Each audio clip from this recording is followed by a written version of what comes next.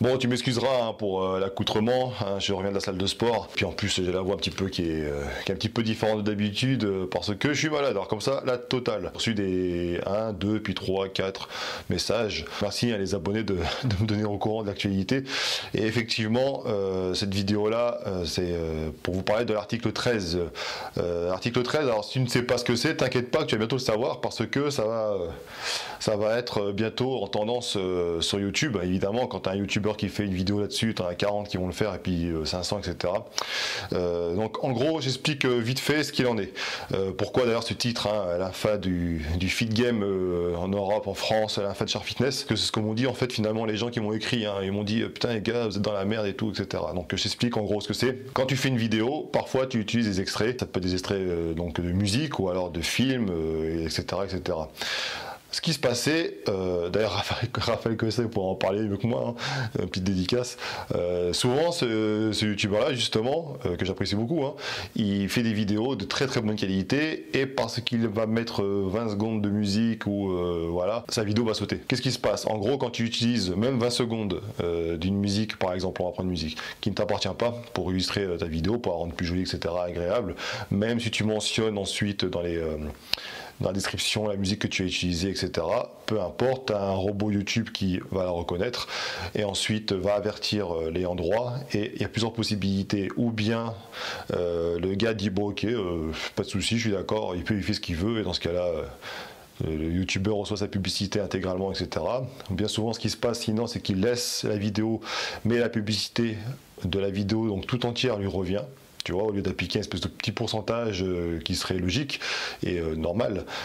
Donc en fait, tout le pourcentage de la publicité va à l'ayant droit. Ou alors ça peut aller jusqu'à la sanction immédiate, c'est-à-dire que le mec dit non, je suis pas d'accord, je veux pas qu'il utilise ma musique sur sa vidéo. Donc il peut décider soit de bloquer la vidéo dans certains pays, soit de bloquer la vidéo partout.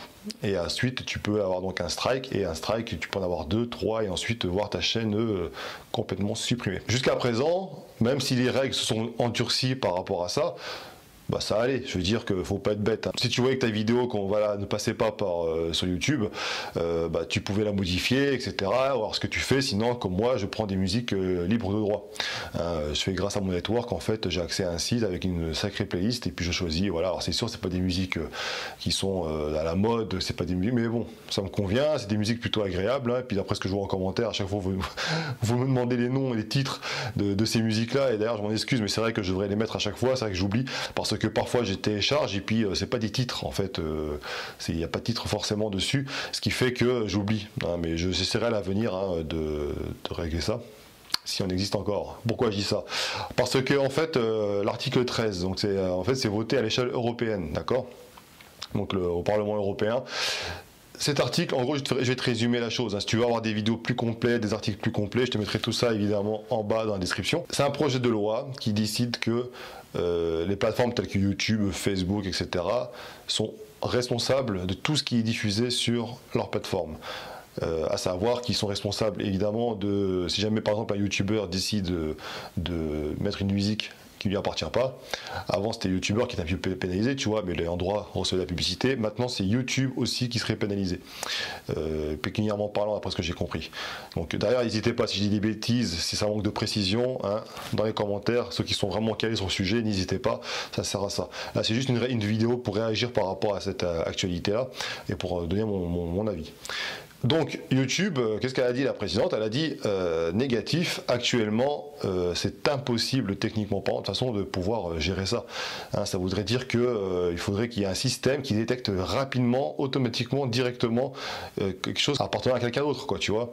Donc c'est sûr que pour les musiques ça peut être facile, mais pour des vidéos, des images, etc. c'est pas forcément évident. D'ailleurs je crois même qu'elle cite un clip, un clip qui a été fait.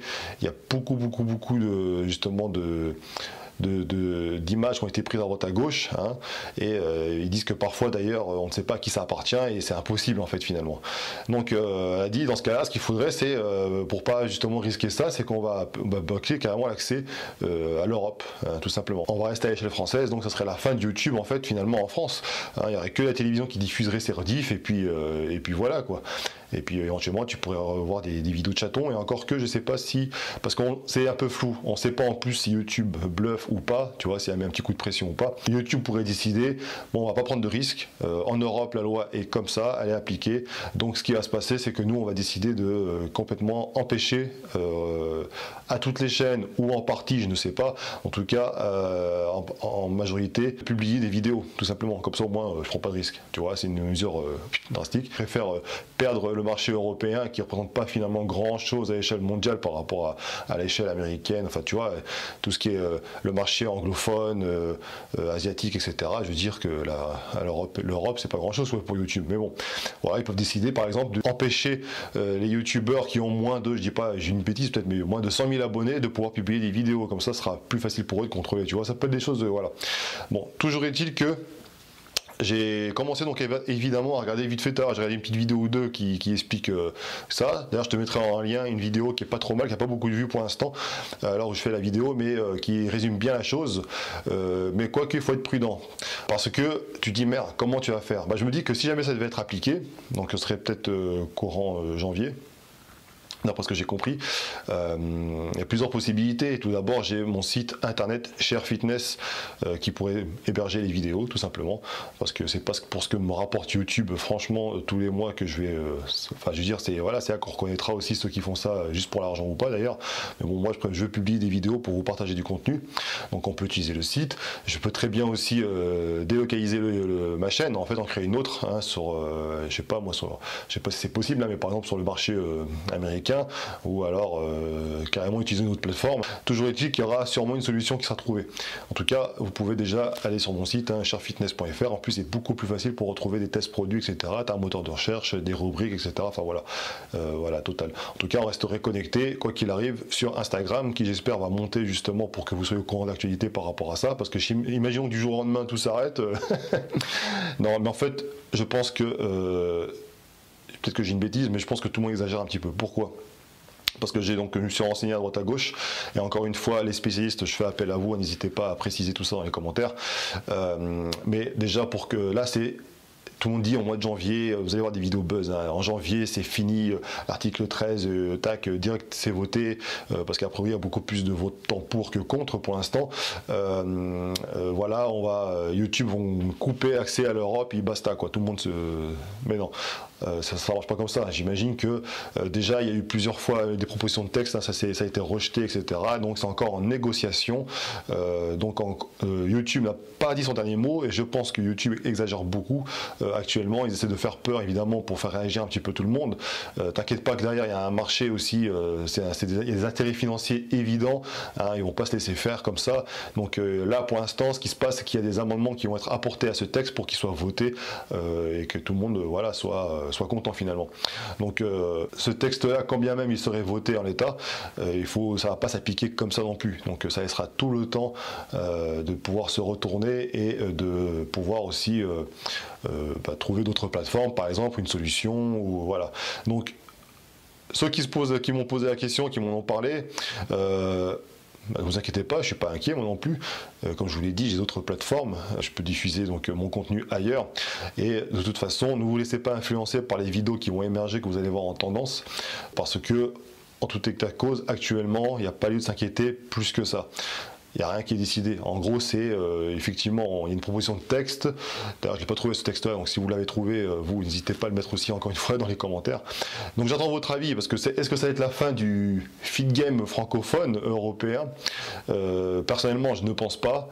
Il va s'adapter. Je pense que, parce que même si la loi ne passe pas ainsi, ils vont forcément s'adapter parce qu'il y aura forcément des modifications qui vont être apportées par rapport à tout ça, voilà, que je m'inquiète pas trop là-dessus, et quand bien même, bon bah voilà, je compte sur vous pour évidemment vous abonner sur Instagram, suivre aussi mon site sharefitness.fr, parce qu'il y a des articles qui sont beaucoup plus complets, bien souvent, pour les tests produits notamment.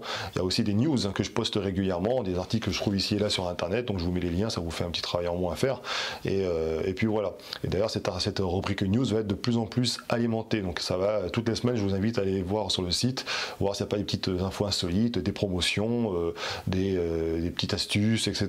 qui peuvent vous intéresser. Donc voilà, c'était vraiment mon avis par rapport à ça. La fin du fit game, je pense pas, encore une fois. La fin du YouTube en France, je ne pense pas non plus, mais je pense que les choses vont changer. Et puis en tout cas, j'espère me tromper. Hein. Donc n'hésitez pas à en débattre en bas, encore une fois, dans les commentaires. Si vous avez des infos, des précisions, etc., ça sert à ça. En tout cas, voilà, je voulais répondre à tous ceux qui m'ont écrit. Encore une fois, merci à vous, ça fait plaisir parce que mine de rien, ça prouve que vous êtes attentif aux choses et puis que la chaire fitness, vous y tenez, donc ça fait plaisir. Et puis en attendant, eh bien demain, je vais tourner une vidéo avec mon coach Arnaud Plaisant et je vous mettrai ça en ligne très rapidement pour vous faire un petit peu le bilan. Et puis voilà. Ciao!